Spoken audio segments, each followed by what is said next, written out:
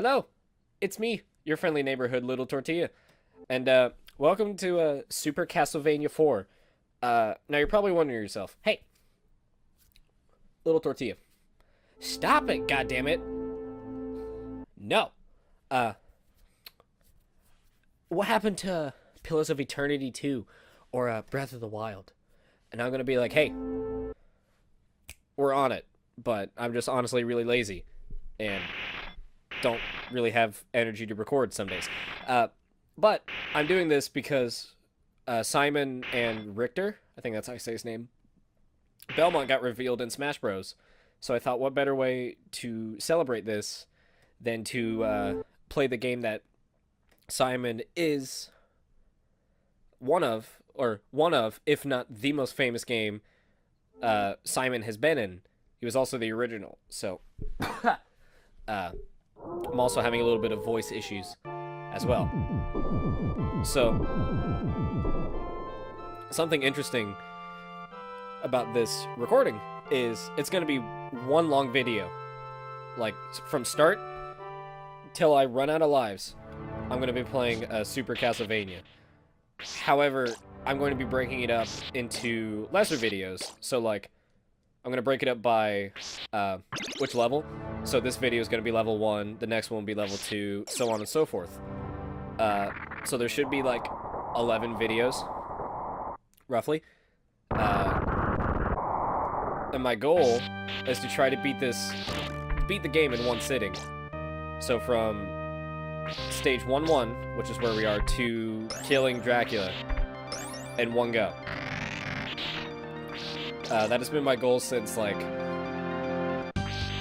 2 years ago, I want to say, when I re-got this game on 3DS, and I had played it so much that I literally have the first, actually, stages 1 through 9 memorized. Like, I know where every enemy is, know where all the upgrades are.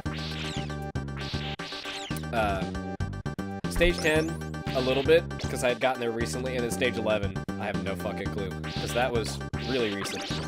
But every time I'm getting closer and closer and closer to beating it, just, I always just die from dumb stuff, and then I end up losing all of my progress, and it's just not fun for anyone.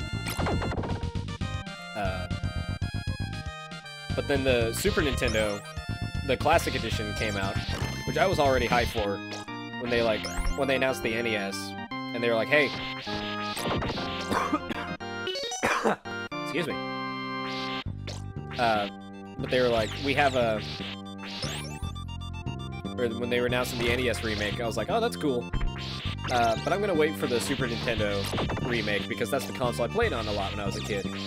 And sure enough, I always think there's something there, I don't know why. They were like, hey, this is the Super Nintendo remake, and I was like, yes, I am all 100% on board.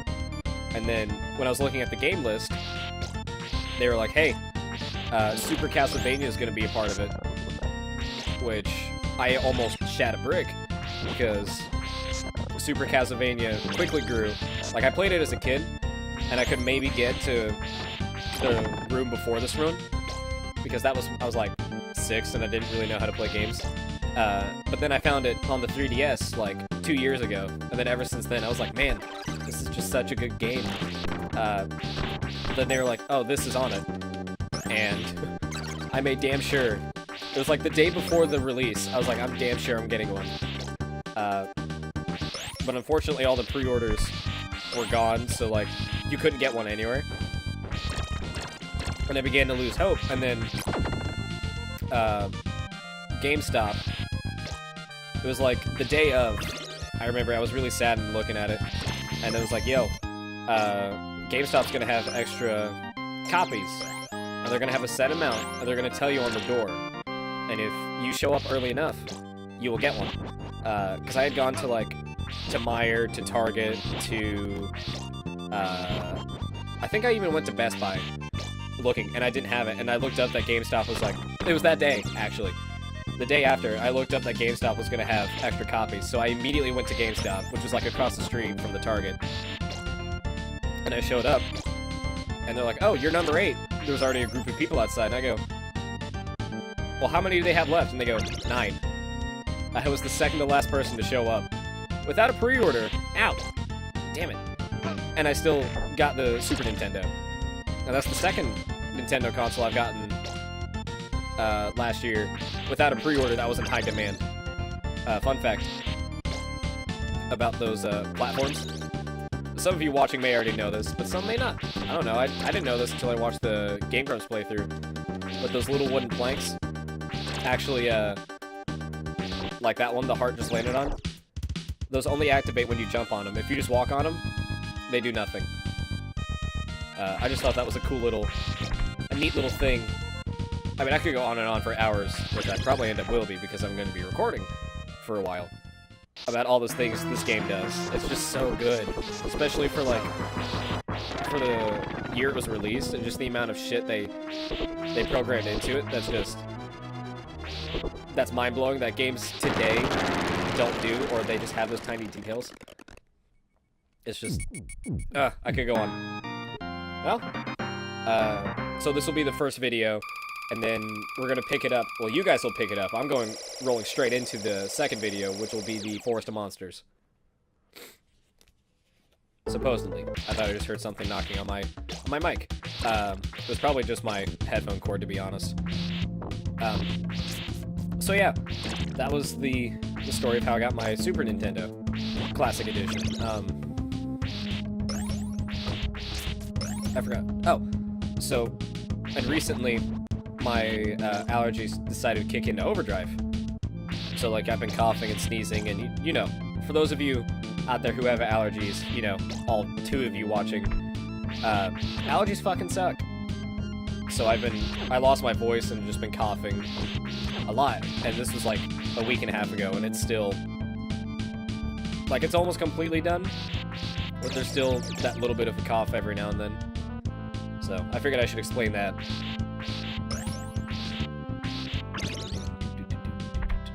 Another thing I love about this game, the soundtrack, like, not only is it groovy in some levels, there's one level, which is the dungeon, which is my absolute least favorite. I hate that stage with a burning passion. They're all really groovy, but they have that just super heavy double bass, and that bass line that just adds that element of dread and fear a little bit. Not so much fear, more of just dread, of knowing what you're gonna go fight. And it helps to build the atmosphere that, like, you're on your way to go fight, you know, Dracula, the vampire. It's just it's something some games nowadays don't really do. Like, they rely on a lot of stuff from the atmosphere, from the sound effects, or just the general tension, depending on where the game was. But, like, this game generates those kind of feelings, kinda. Unless you're like me, you just played it too many times. But they only do it through the music, not through sound effects, not through jump scares. Just the music kind of just adds this little level of dread. Come on! I hate that crow. Ooh, I got another life. But for those of you wondering, the boomerang on this boss, which is, ow, or the cross. I think it's a cross. I think later they made it a cross. It was really good against Medusa, which is the upcoming boss. But I've played this game so many times that, like, I've noticed whenever I sit down and I'm, like, in a rough spot, I will just, like, I'll start playing this game just because I'm like, alright, I'm finally gonna beat Dracula today. Ow, bitch. You usually never hit me. That's fucked up. Hi, I'm recording. Be gone.